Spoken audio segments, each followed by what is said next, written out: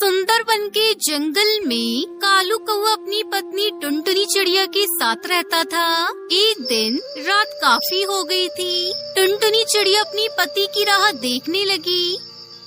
अरे ये क्या, रात हो गई और आज वो अभी तक घर नहीं आए। शायद मेरे लिए बहुत मेहनत कर रहे हैं। ऐसा सोचते हुए टुनटुनी चिड़िया वहीं दरवाजे पर बैठी रही। फिर ठीक उसी समय कालू कौआ अपनी दूसरी पत्नी सुंदरी कौवी के घर में मोमबत्ती की रोशनी में जल्दी जल्दी रोटी खाने लगा। सुंदरी कौवी पास बैठकर कालू कौवे को अपने हाथों से खाना खिला रही थी।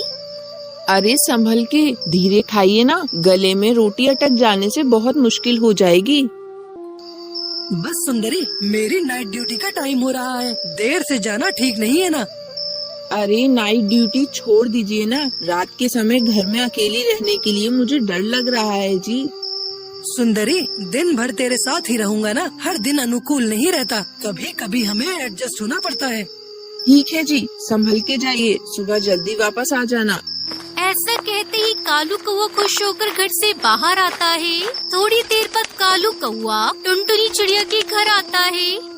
सॉरी टुनटुनी, काम पर थोड़ी देर हो गई। अरे मुझे क्यों सॉरी बोलना, कभी कभी होता है जी। अब आप खाना खाइए।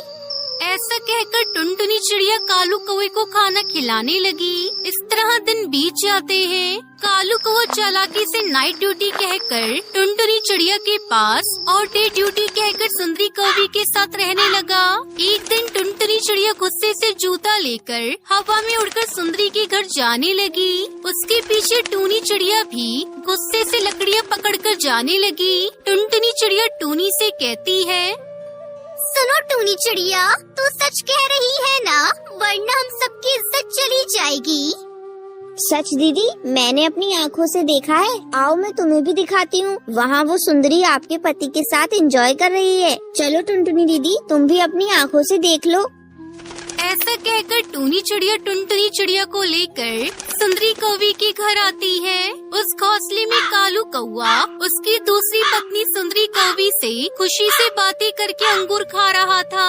टुनटुनी चिड़िया वहाँ गुस्से से दरवाजा खटखटाने लगी। अरे ओ सुंदरी, खोल दरवाजा, जल्दी दरवाजा खोल। कहाँ मर गई है कलमुही, दरवाजा खोलती है या नहीं? कालू कौवा घबराकर दरवाजे की तरफ देखता है। टुनटुनी चिड़िया की आवाज सुनकर सुंदरी कौवी दरवाजा खोलती है। फिर टुनटुनी चिड़िया टूनी चिड़िया के साथ घोंसले के अंदर घुस जाती है और कालू कौवे से कहती है, एक कौवे, तुझे एक चिड़िया कम पड़ रही थी जो तू उस काली कलूटी के साथ अय्याशी कर रहा है। अब मैं तुझे नहीं छोड़ूंगी कालू। टुनटुनी चिड़िया कालू कौवे को जोर जोर से मारने लगती है। वो सब देखकर सुंदरी कौवी को बहुत गुस्सा आता है। हाय, कौन है रे तू? मेरे पति को क्यों मार रही है? मैं इसकी पहली बीवी हूँ टुनटुनी। ये बात सुनकर सुंदरी कौवी हैरान हो जाती है। टुनटुनी चिड़िया कालू कौवे को मार रही थी। वो टुनटुनी से कहता है, अरे अरे अरे टुनटुनी चिड़िया, मेरी बात तो सुनो, हम बैठ के बात करते हैं ना, मैं तुम्हें सब समझा दूंगा। ये सब सुनकर सुंदरी कौवी घर से बाहर चली जाती है। तभी टुनटुनी चिड़िया कालू कौवे से कहती है, तुम्हें क्या लगता है ये सब होने के बाद मैं तुझसे बात भी करूंगी? नहीं, सिर्फ मारूंगी तुझे, समझा तू काले कौवे। ऐसे कहकर टुनटुनी चिड़िया चप्पल से मार रही थी। तभी चालाकी से पति कालू कौआ वहाँ से बचकर बाहर उड़कर चला जाता है। टुनटुनी चिड़िया चप्पल पकड़कर पीछे वे गर्मियों का मौसम था। इस बार गर्मियाँ कुछ ज्यादा ही है, क्योंकि बिना नए पौधे लगाए जो पेड़ पौधे थे उन्हें भी काटने के कारण नदियाँ तालाब सब सूख गए। इतने में वहाँ पहुँचा एक प्यासा कौवा। गर्मी के कारण उसका हाल बेहाल था। कौवे ने सोचा, हाँ, थोड़ा पानी मिल जाए तो अच्छा होगा। उड़ते उड़ते कौवे ने तालाब नदियाँ सब तलाश किया। गर्मी के कारण सब सूख चुके थे। कौवे का प्यास और भी बढ़ने लगा। कौवे ने कहा, हे भगवान, हाँ, कहीं से भी एक घूंट पानी पिला दे। कहते हुए अपना खोज जारी रखा। इतने में उसको एक कुआं नजर आया। कुआं को देखकर कौवे ने कहा, भगवान की कृपा है, मुझे कुआं नजर आया। जैसे ही कौवा कुएं में देखा तो कुआं बिना पानी सूखा पड़ा है। हे भगवान, कहते हुए ये कौवा वहां से उड़ गया।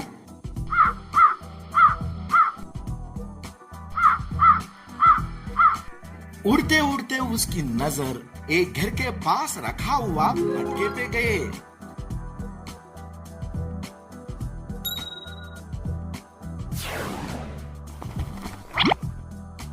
जैसे ही उसने मटके के अंदर देखा, बहुत निराश हुआ और कहा है, हे भगवान, पानी तो दिया लेकिन इतना कम कि मैं नहीं पी सकता हूँ, क्योंकि पानी बहुत नीचे है। वे बहुत निराश हुआ। इतने में उसकी नजर पास पड़े हुए छोटे छोटे कंकर पे पड़ी। उसको एक विचार आया। वे एक एक करके कंकर को मटके में डालने लगा।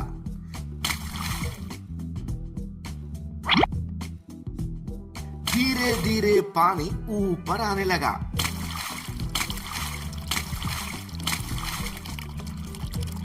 कौवे ने पानी पीकर अपनी प्यास बुझाई।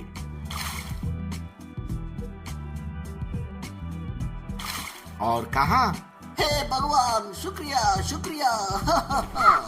कहते हुए उड़ गया।